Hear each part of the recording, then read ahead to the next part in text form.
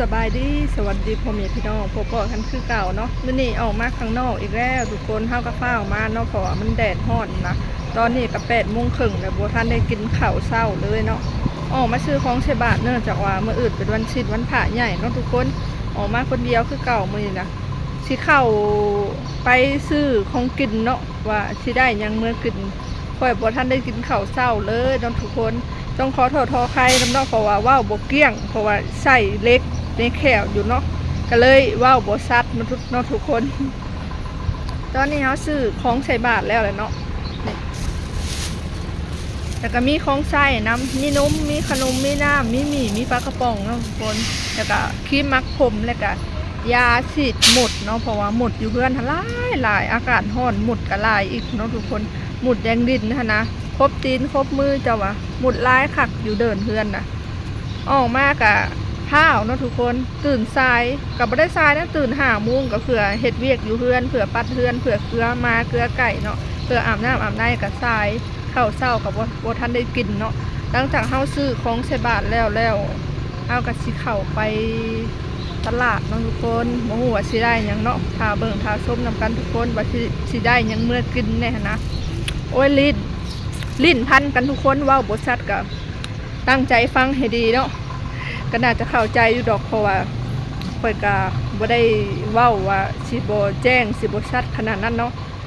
ก็ใส่เล็กในแขวเนาะทุกคนดัดแขวมันก็จังซี่แหละเนาะเฮ็ดได้ซั่นเนาะก่อนสิไปเนี่ยก็สิพามาให้เบิ่งอันนี้ก่อนทุกคนราคาน้ำมันพ่อแม่พี่น้องกาส่วน 47,000 ต่อลิตรแอดช่างธรรมดา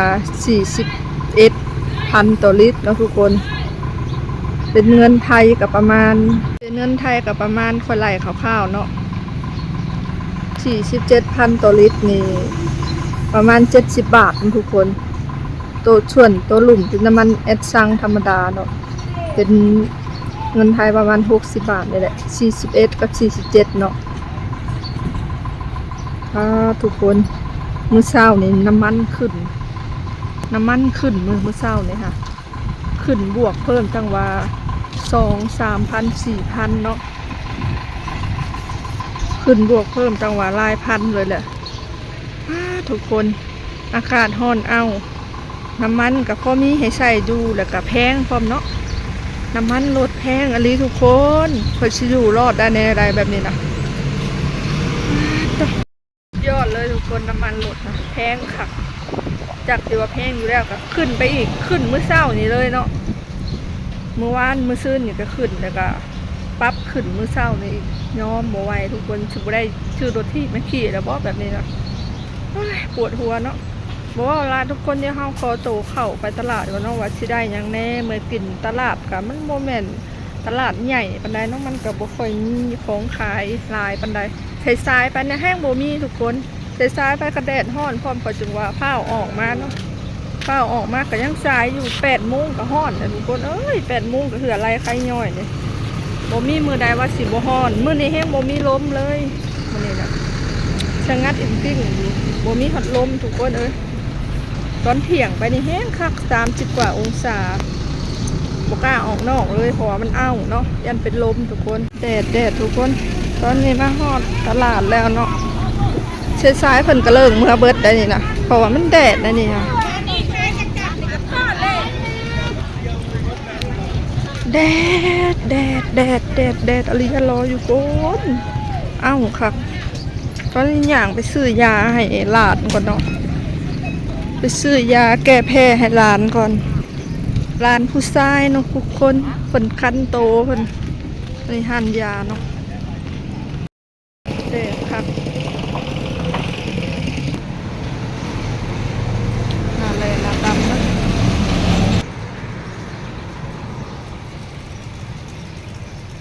ตอนนี้ก็ได้ยาแล้วทุกคน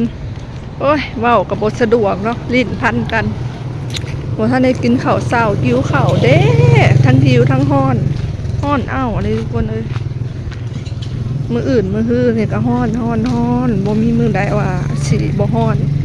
เบื่อโลดยามร้อนอยากให้ร้อนยามหนาวหรือว่ายามฝนไวๆเนาะหนาวก็เบื่ออีก ฮ้อนกับเบื่อนี่แต่แนวเบื่อทุกคนค่อยมักหน้าฝนเนาะบ่มักหน้าร้อนบ่มักหน้าหนาวเป็นคนที่แบบว่าชอบหน้าฝนมักหน้าฝนเนาะหน้าฝนมีอาหารให้กินพร้อมมีหน่อไม้มีเห็ดแต่ว่าหน้าร้อนนี่บ่มีหยังให้หาหน้าหนาวก็คือกันแห้งแล้งเนาะเราจะเข้าไปหาซื้อกระดูกหมูกับปลาทูเนาะทุกคนเมื่อวานนี่ออกมาก็ออกมาซื้อมาให้พ่อกับแม่เพิ่น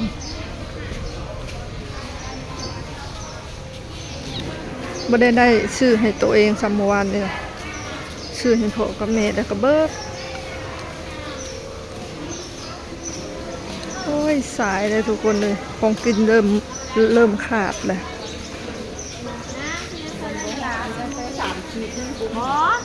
กระดูกหมูก็เบิดค่ะ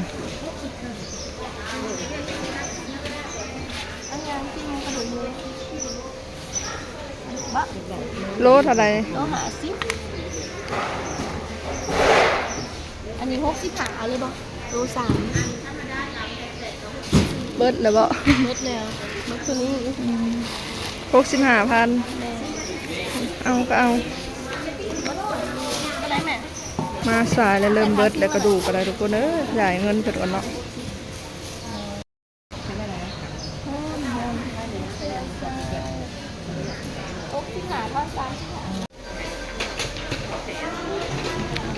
ซื้อปลาทูตอนทุกคนซื้อเมื่อให้ข่อยเองโลหนึ่งซื้อเมื่อให้พี่นางข่อยโลหนึ่งเนาะเนี่ยซ้ำนี่แหละสิ่งที่ได้ก็ได้ปลาทูหมูบัดซ้ำนั่นแหละเนาะหมูหูสิกินยังเบื่อแต่ละมื้อย่างน้ำเพิ่นเอากินทุกคนสิ่งงวนกินมื้อละนักงานเลย เครื่องโลเท่าไหร่อ่ะเครื่องโล70โลละ140,000พุ่นน่ะ140,000ได้สิ่งบ่แม่นเครื่องโลนี่รวมอันเครื่องในได้บ่ได้ต้องสิได้เลยนะเนาะอันนี้พี่อันนี้ให้น้ำอยู่บ่เมื่อเปียกก็แถมให้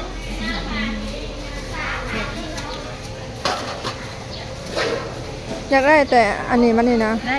อันนี้บ่เอาก็ได้โอเคตัวตับหลายอยู่ได้ก็ได้ตัวตับมันหลายอยู่ดีนะเป็นเครื่องโลบ่ซื้อซีนมันมาดูสาวสินงัวบ่ได้ยังบ่ขอหน้าสินงัวงามมาขอนะได้ยังสินงัวบ่ตลาดค่ะซันนี่แหละทุกคนใช้ซ้ายก็เป็นเลิกเมื่อเบิดแล้วซื้อปลาทูซื้อซีนเครื่องโลนะทุกคนแล้วก็ได้กระดูกหมูเมื่อเนาะมาซื้อเกลือต่อเป็นนัวนี่แต่แนวเบิดโอ้จะเป็นปวดหัวเด้หนังควายคล้ายเครื่องย่อยเนาะปลาแดกมักพริกกระเทียมมีบัดตลาดก็ซ้ายมากเลยกับบ่มีของกินจำเนาะเงินทอนทุกคนซ้ายมากก็เลิกเมื่อเบิดแห้งทุกคนมาซื้อน้ำเย็นกินก่อนเอาโกโก้เนาะมีสตรอเบอรี่นมสดแอปเปิ้ลฮ้อน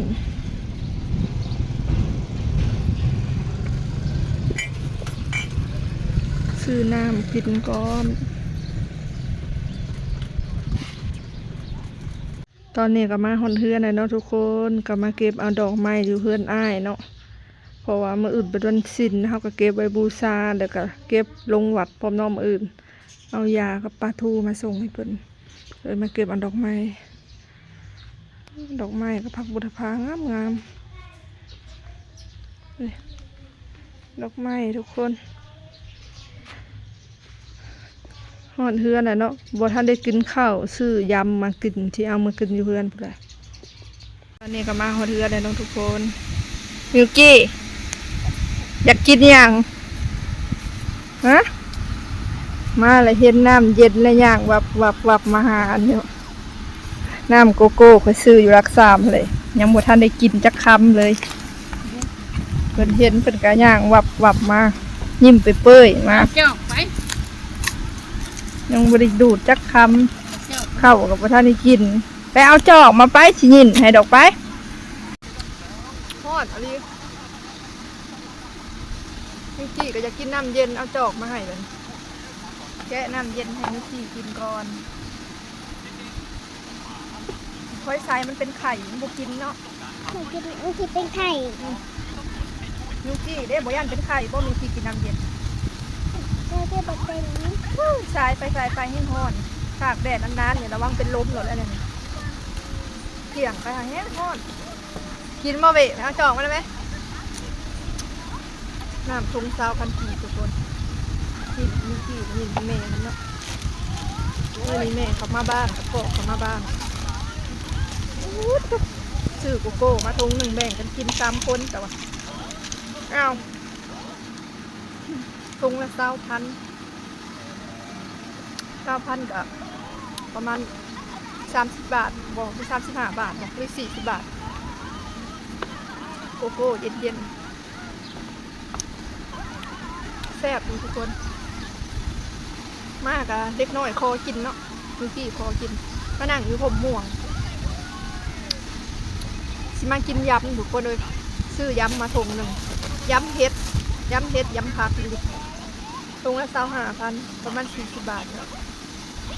ถอดแล้วทุกคนถอดเล็กออกแล้วว่าสบายเนี่ยว่าคล่องในมันเนาะตอนใส่หาว่าบกเกี้ยงแต่ถ้ามันเป็นยังคือใส่ก็ต้องใส่เนาะคันบ่ใส่แล้วแขวเขาสิห่างนะเขาดัดแขวแล้วเขาต้องใส่อันนี้ฮ้อนทุกคนเลยอื่นมือนี่แห้ง40 องศาบ่มักเลยนะฮ้อนเนาะ มันก็อีดีกันเห็นเจ้ามาแล้วขึ้นมานอนน้ำ เอาเมื่อกี้เดี๋ยวน้ำก้อนเห็นไหมมาจอกไม่อีกเป็นหน่วยปล่อยใส่มันอยากนะแม่เนี่ยมันบสบายเบิดแล้วบันเลือดได้น้ำก้อน เบอร์แดง เบิดแล้วน้ำตรงเดียวจะได้จ้ะ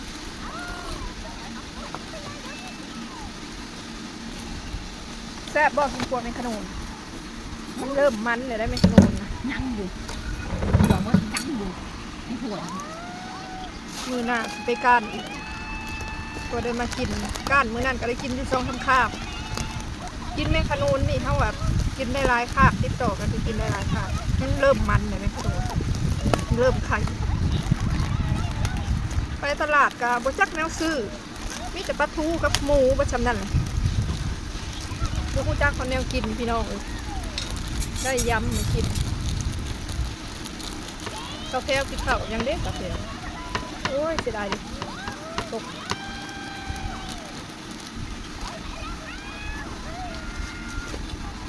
ยำมันเปลือกถั่วกับน้ำเจล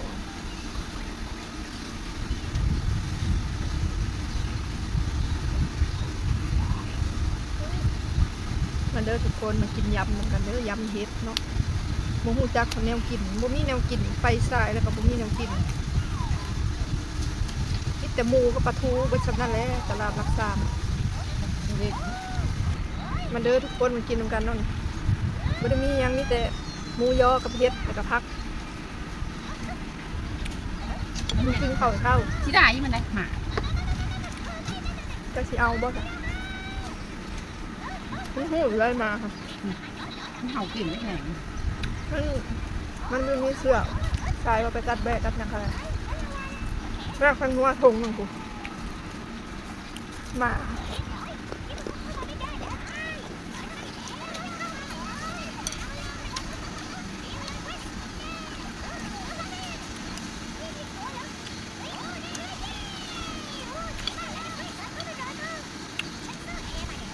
มันเห่าเก่งได้หมา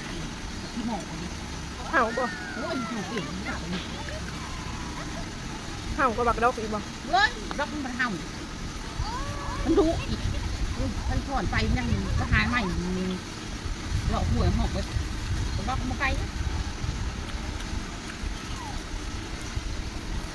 แมวดุมันเห่า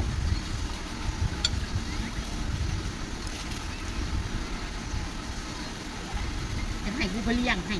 ไงกระหมาป้า โอ้ยใหญ่มันก็บ่มาเลยเนาะแซ่บบ่มิวกี้แซ่บบ่น้ำเย็นๆอากาศร้อนๆเข้ากันคัก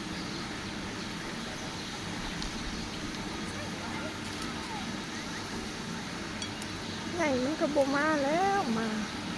ถ้าเลี้ยงแล้วมันก็ได้อยู่เลยเนี่ย เจอ ห้อนห่างผมหมวก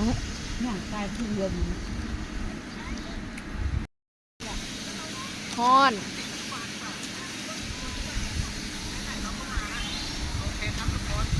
ค่อยใส่กินข้าวต้มแค่เล็มขีปากค่อย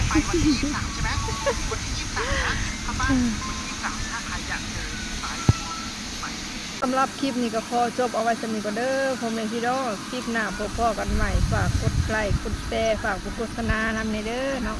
คลิปนี้ก็บ่มีหยังหลายออกไปซื้อของใส่บาตรเนาะทุกคนเนื่องจากว่ามื้ออื่นเป็นวันสิ้นเนาะอากาศก็แดดร้อนคือเก่าทุกคนมีลมอยู่แต่ว่าลมแบบลมร้อนนะลมบ่ค่อยเย็นปานใดเอาละเนาะคลิปนี้ก็ขอตัวลาไปก่อนเด้อฝากกดติดตามนำในเด้อทางเฟซแล้วก็ทาง YouTube นะทุกคนขอตัวลาไปก่อนสบายดีจ้า